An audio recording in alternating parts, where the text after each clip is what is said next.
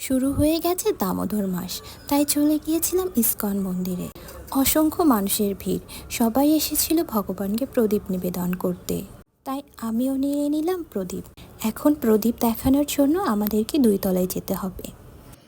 আর এই হলো আমাদের দামোদর ঠাকুর। দামোদর অর্থাৎ দাম ও উদর সমন্বয়ে গঠিত। দাম মানে দড়ি এবং উদর মানে পেট। তা থেকে দামোদর শব্দের উৎপত্তি হয়েছে, যার অর্থ যিনি পেটের চারপাশে দড়ি দিয়ে বাঁধা।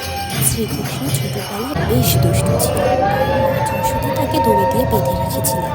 আর এটা হচ্ছে প্রসাদের লাইন, কত ভিড়। এরপর আমি একটু নিচের ভিডিও করে নিলাম। মন্দিরের মধ্যে অনেকগুলো স্টলই রয়েছে, আর এটা হচ্ছে সিঁড়ির শেষের দিকে, অর্থাৎ গ্রাউন্ড ফ্লোরে। আমিও একটু বিভিন্ন ধরনের ছবিগুলো ঘুরে ঘুরে দেখলাম। এখান থেকে অনেক ফটোই আমাদের বাসায় রয়েছে। এই তো আজ এ পর্যন্তই। সবাই ভালো থাকবে, বাই।